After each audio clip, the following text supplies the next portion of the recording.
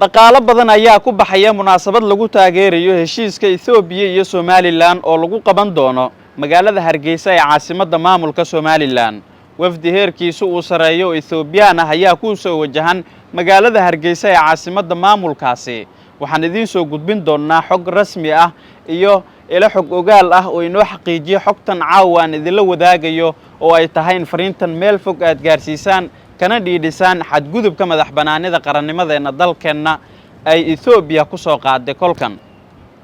waxaana Yuusuf Maxamed Axmed adii aad igu cusubtay fadlan igu soo biir oo ka mid noqo saaxiibada igu xiran halkan si aad uga heshaan warar warbixino muuqaal aan had iyo jeer halkan ku soo gudbiyo. xukuumadda Addis Ababa ayaa dhaqaalihii ugu badnaa waxa ay ku bixinaysaa munaasabad dhawaan lagu qaban doono magaalada Hargeysa ee caasimadda Somaliland taas oo si rasmi ah loogu shaacin doono dhaqangelinta heshiiska Ethiopia iyo Somaliland ee la xiriiray dhinaca badda ee muranka badan dhaliyay keenayna in xiriirka diblomaasiyadeed ee dawladaha Soomaaliya iyo Ethiopia uu meesha ka baxo isla markaana meeshii ugu adkeed khilaafka labada dawladood uu gaaro. waxaa la sheegay in dawladda Ethiopia dhaqaale fara badan oo ku dhow lacag $1 milyan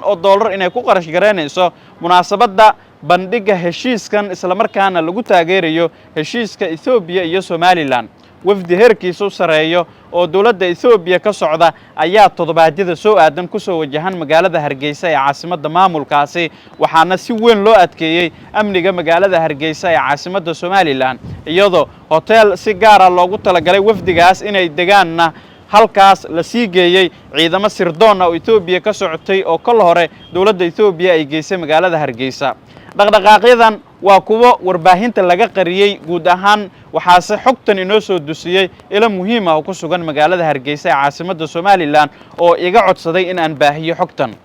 marka ay dhacdo munaasabadda ka dhici doonto magaalada Hargeysa ee caasimadda Somaliland waxa uu qorshe u yahay in munaasabad la mid ah tan Hargeysa ka qabsoomeysa lagu qaban doono magaalada Addis Ababa ee caasimadda dalka Ethiopia. Ethiopiana waxa ay ku dhawaaqi doontaa sida ilaha ay noo xaqiijiyeen xogta rasmiga ah in Ethiopia Somaliland u aqoonsato dal gaar ah oo ka madax banaan Soomaaliya waxa ay sakeeni kartaa cawaaqib xumo tii ugu adkeed oo Ethiopia beesha caalamka ka soo wajahda maadaama dhowr jeer hore Ethiopia looga digay in ay dib uga fiirsato faragelinta ay ku hayso siyaasadda iyo arrimaha Soomaaliya si guud iyo kala qaybinteeda oo Ethiopia ku howlan tahay si uu u dhaqan galo damaca waalida ah ee Abiy Ahmed uu ku doonayo in dhulka xeebta Soomaaliya ay Ethiopia si awood ah ay ku qaadato iyadoo adeegsanaysa dad inugu midab ah